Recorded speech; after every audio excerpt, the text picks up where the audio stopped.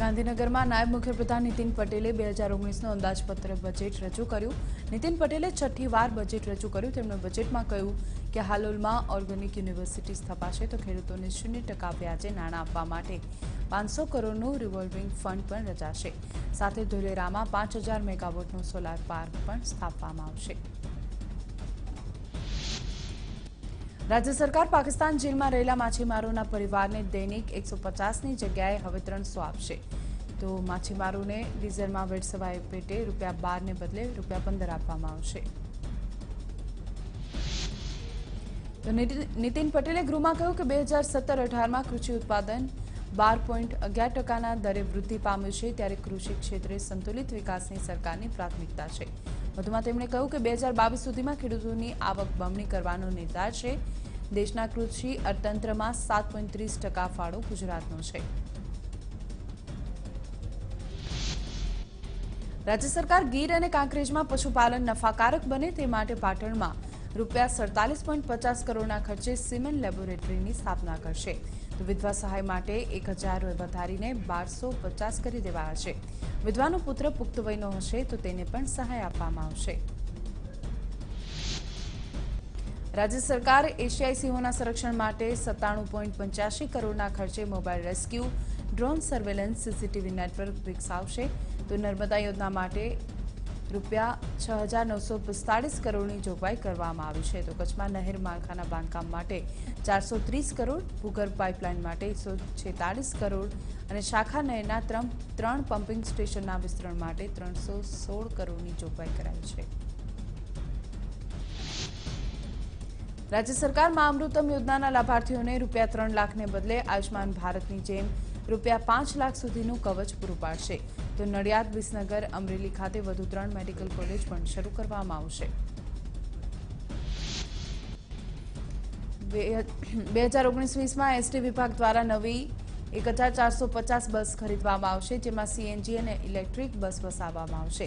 तो 22 जूना बस स्टेन्ड ने अपग्रेड करवामां आवशे અને 3 जूनी स्टाफ कॉलोनी तोड़ीने कर्मचारीओ माटे नवा क्वार्टर्स पण बनाववामां आवशे। आंगणवाड़ी कार्यकरोनो मासिक पगार ₹6300 थी वधारीने 7200 करवामां आवशे। तेरागर बहनोने मासिक पगार 3200 थी वधारीने 3650 करवामां आवशे। तो वृद्ध पेन्शन योजना में आपता ₹500 पेन्शन में 750 सुधीनो वधारो करायो छे। राज्य सरकारे व्याजबी भावना दुकानदारोना कमिशन में वधारो कर्यो छे। प्रति क्विंटल ₹102 ની જગ્યાએ હવે 125 કમિશન પેટે આપવાના આવશે। તો દરિયાના પાણીને મીઠું બનાવવા માટે દરિયા કિનારે 8 ડિસેલિનેશન પ્લાન્ટ પીપીપી ધોરણે સ્થાપવામાં આવશે, જ્યારે ધોલેરામાં વિશ્વનું સૌથી મોટું સ્માર્ટ ઇન્ડસ્ટ્રીયલ સિટી બનશે।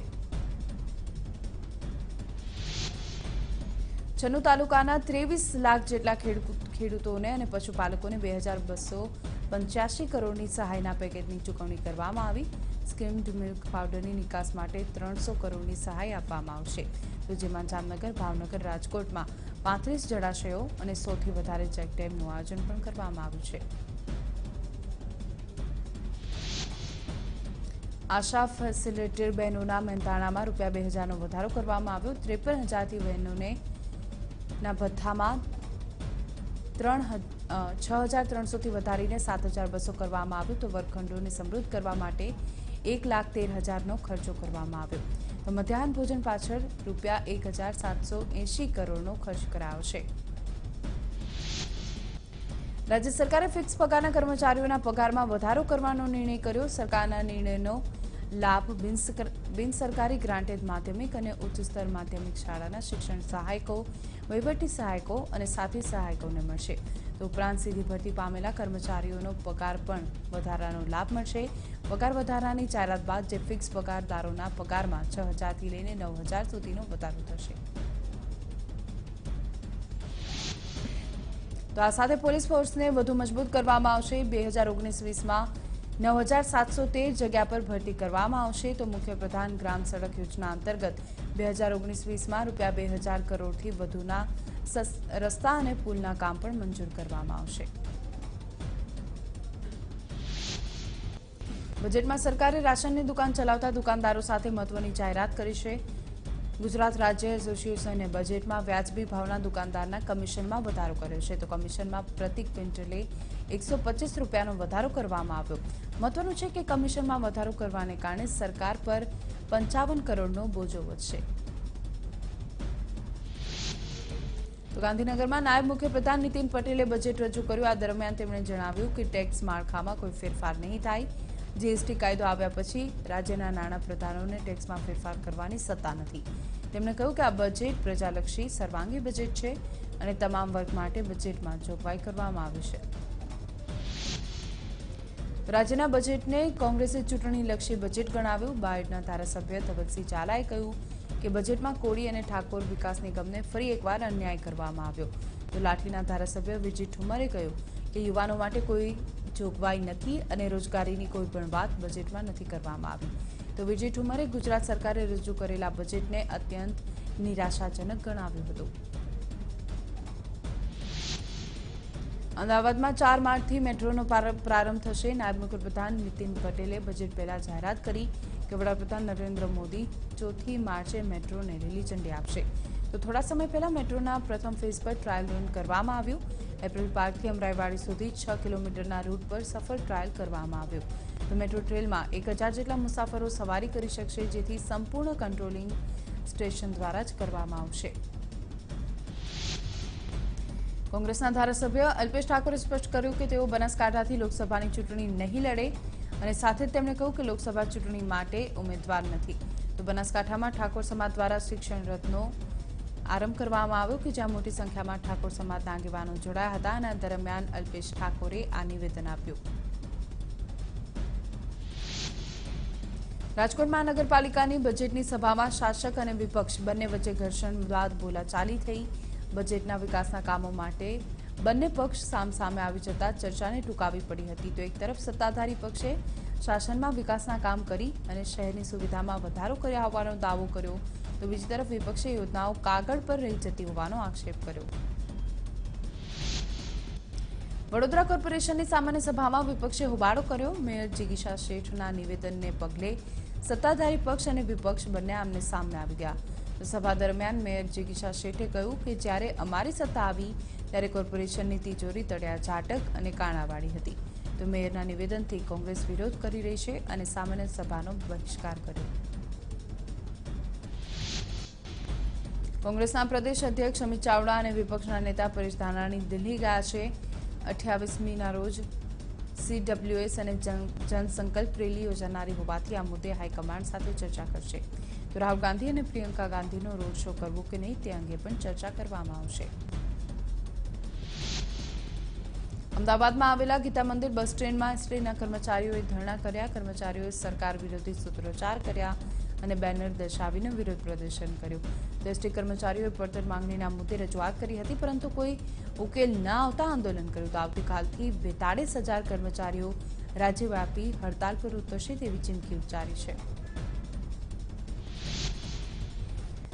ગુજરાત સરકાર દ્વારા સુરક્ષા આપવાના ઉદ્દેશ્ય સાથે ટ્રાન્સજેન્ડર વેલફેર બોર્ડની રચના કરવામાં આવી અને આ બોર્ડમાં 16 સભ્ય હશે કે જેમાં 2 સભ્ય મહિલા ટ્રાન્સજેન્ડર સમુદાયમાંથી, તો 2 સભ્ય પુરુષ ટ્રાન્સજેન્ડર સમુદાયમાંથી, તો 2 સભ્ય કિન્નર સમુદાયમાંથી અને 2 સભ્ય એનજીઓના પ્રતિનિધિઓ હશે.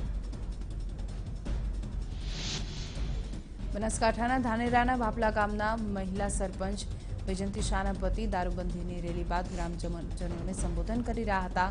તે દરમિયાન તેમણે કબૂલાત કરી કે તેમણે ચૂંટણી વખતે પાપ કર્યું હતું. તેમણે 2 ગામના લોકોને પેટ ભરીને દારૂ પીવડાવ્યો. મહિલા સરપંચના પતિ હરેશ શાહે સ્વીકાર્યું છે કે તેમણે લોકોને દારૂ પીવડાવી ચૂંટણી જીતી હતી. રાજકોટ કર્મચારી યુનિયને પડતર માંગણી પૂરી કરવાને મુદ્દે મૌન રેલીનું આયોજન કર્યું. પગાર ભથ્થાનો લાભ, પેન્શનમાં યોજનાના સુધારા સાથે અનેક પ્રશ્નોને લઈને કર્મચારી યુનિયને જિલ્લા કલેક્ટરને આવેદનપત્ર આપ્યું. તો સરકારી જમીન આપવા મુદ્દે પણ સરકારી કર્મચારીઓ સાથે અન્યાય થતા હોવાનો દાવો કર્યો.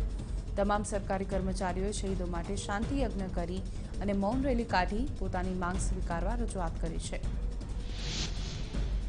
સુરતના બારડોલીમાં નદેડા ગામમાં મહિલા સરપંચ અને તલાટી વચ્ચેની ઉગ્ર બોલાચાલીનો વિડીયો સોશિયલ મીડિયામાં વાયરલ થયો છે. તો મહિલા સરપંચે તલાટી પર 2 વર્ષથી કોઈ હિસાબ ન આપ્યા હોવાનો આરોપ લગાવ્યો. ત્યારે એક તબક્કે ઉશ્કેરાઈ ગયેલા મહિલા સરપંચ તલાટીને લાફો મારવાનો પણ પ્રયત્ન કર્યો હતો.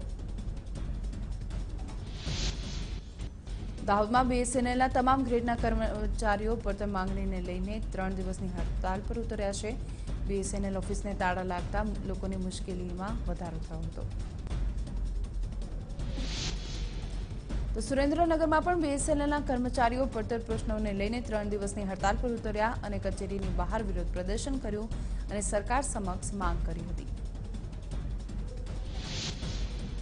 અમરેલીમાં એસટી વિભાગના કર્મચારીઓ પડતર પ્રશ્નોને લઈને પ્રતિક ધરણા પર ઉતર્યા છે. એસટી વર્કર્સ ફેડરેશન કર્મચારી મંડળ અને એસટી મજદૂર સંઘના કર્મચારીઓ એસટી ડિવિઝનની ઓફિસની બહાર પ્રતિક ધરણા પર બેઠા હતા. તો કર્મચારીઓ 7મું પગાર પંચ, આશ્રિતોની ભરતી અને અમુક પરિપત્રોને રદ કરવાની માંગ સાથે ધરણા પર ઉતર્યા હતા. આઈબીના ઇનપુટને લઈને તાપી જિલ્લામાં પણ ચાંપતો બંદોબસ્ત ગોઠવાયો છે. મહારાષ્ટ્ર રાજ્યની હદને અડીને આવેલા જિલ્લાની 7 સરહદો પર બેરેક લગાવી દેવામાં આવી છે. તો આવતા જતા તમામ વાહનોનું ચેકિંગ કરવામાં આવી રહ્યું છે. સ્થાનિક પોલીસ, એસઆરપી, સીઆરપીએફ અને અન્ય સુરક્ષા એજન્સીઓના જવાનો ખડે પગે પહેરો ભરી રહ્યા છે અને ઝીણવટ સાથે તપાસ કરી રહ્યા છે. ભુજમાં એક સાથે 200 ગાયના મૃત્યુના મામલે ખુલાસો થયો. આ ગાયના મોત કુદરતી રીતે થયા હોવાનું તપાસમાં બહાર આવ્યું. ઉલ્લેખનીય છે કે કોઈએ આ મૃતદેહનો વિડીયો વાયરલ કર્યો હતો, જેના કારણે તંત્ર દોડતું થયું હતું. સુરત એરપોર્ટ પરથી એક શંકાસ્પદ દંપતીની અટકાયત કરવામાં આવી. આ દંપતીનું નેપાળનું એનઓસી ખોટું હોવાની જાણ થતાં અટકાયત કરવામાં આવી કે તેઓ સુરતથી શાહજહાં જવાના હતા, પરંતુ એરપોર્ટ પર જ તેમની અટકાયત કરવામાં આવી. ગાંધીનગર સહિતની પોલીસને કામે લગાડનાર સિરિયલ કિલરને મુદ્દે પોલીસને મોટી સફળતા મળી. પોલીસે સિરિયલ કિલરનું મોપેડ શોધી કાઢ્યું. શંકાસ્પદ વ્યક્તિ વાવોલના ફ્લેટમાં રહેતા હોવાનું સામે આવ્યું. પોલીસે આ વ્યક્તિના માતા અને ભાઈની પણ પૂછપરછ કરી છે. હાલ પોલીસે સિરિયલ કિલરને પકડવા માટે તપાસ હાથ ધરી છે. સુરતના લિંબાયતમાં આવેલા સંજયનગરમાં સોમવારે રાત્રે 4 શખ્સોએ શુભમ નામના યુવાન પર અંગત અદાવતમાં છરી વડે હુમલો કર્યો અને ત્યારબાદ ફરાર થઈ ગયા. ઇજાગ્રસ્ત શુભમને સારવાર માટે હોસ્પિટલમાં દાખલ કરાયો કે જ્યાં સારવાર દરમિયાન તેનું મૃત્યુ થયું. સમગ્ર મામલે પોલીસે ગુનો દાખલ કર્યો છે અને વધુ તપાસ હાથ ધરી છે. વડોદરાના નામાંકિત ન્યુરોસર્જન યશેશ દલાલની ક્રાઇમ બ્રાન્ચ દ્વારા મુંબઈથી ધરપકડ કરવામાં આવી. બાતમીના આધારે ક્રાઇમ બ્રાન્ચની ટીમે દરોડો પાડ્યો અને ડોક્ટર કારમાંથી ઉતરતા જ પોલીસે તેને દબોચી લીધા અને ડોક્ટર ત્રુસ્કે રડી પડ્યા. આરોપીએ ફિઝિયોથેરાપિસ્ટ યુવતીને કરિયર ખરાબ કરવાની અને ન્યૂડ તસવીરો વાયરલ કરવાની ધમકી આપી શારીરિક સંબંધ બાંધ્યો હતો. ભરૂચમાંથી વધુ એક કોલ સેન્ટરનો પર્દાફાશ થયો છે. એસઓજીએ અમેરિકન નાગરિકોને છેતરી પૈસા પડાવતી ગેંગને ઝડપી પાડી. બાતમીના આધારે એસઓજીએ 7 શખ્સોની ધરપકડ કરી 6 લાખનો મુદ્દામાલ જપ્ત કર્યો છે. અમેરિકાની જાણીતી કંપનીની ડીલરશીપ આપવાની લાલચ આપીને 24.9 લાખની છેતરપિંડી કરનાર 2 શખ્સોને ઝડપી લેવાયા છે. તો વડોદરાના દિનેશ પટેલને બંને શખ્સોએ ઓઇલનું ટેન્ડર મળે છે તેવી લાલચ આપી 24 લાખ રૂપિયા મંગાવ્યા અને કંપનીની ડીલરશીપ મેળવવાની લાલચમાં આવીને રૂપિયા ગુમાવવાની જાણ થતાં ક્રાઇમ બ્રાન્ચને ફરિયાદ કરી હતી, જેના આધારે સુખી ભરદ્વાજ અને રાજેશ વર્માને ગાઝિયાબાદથી ઝડપી પાડવામાં આવ્યા. અમદાવાદ સાયબર ક્રાઇમે ઇન્સ્ટાગ્રામ પર ફેક આઈડી બનાવનારની ધરપકડ કરી. આરોપીએ યુટ્યુબ પર બનાવેલી ચેનલમાં સબસ્ક્રાઇબર વધે તે માટે ફેક આઈડી બનાવ્યા હોવાનું સામે આવ્યું. આરોપી ડુપ્લિકેટ આઈડીના આધારે ખરાબ મેસેજ મોકલતો હતો અને સાથે જ આરોપી મોડેલના ફેક આઈડી બનાવી ફોલો કરતો અને સબસ્ક્રાઇબ કરતો. વધુ સબસ્ક્રાઇબથી વધુ કમાણી થશે તેવું માનીને આરોપીએ ફેક આઈડી બનાવ્યું હતું. ભરૂચ ક્રાઇમ બ્રાન્ચે ગેસ સિલિન્ડરની ચોરી કરતી ગેંગને ઝડપી પાડી. પોલીસે ચોરીના 35 ગેસ સિલિન્ડર સાથે 4 આરોપીની ધરપકડ કરી છે. તો આરોપી વિવિધ દુકાનો અને કેબિનમાંથી ગેસ સિલિન્ડરની ચોરી કરતા હતા. અમદાવાદની સાબરમતી જેલમાં શાંતિનિકેતન યાર્ડની બેરેક 1માંથી મોબાઈલ ફોન મળી આવ્યો. કાચા કામના કેદી મહેન્દ્રસિંહ સિસોદિયા પાસેથી ફોન અને સિમ કાર્ડ અને બેટરી મળી આવ્યા.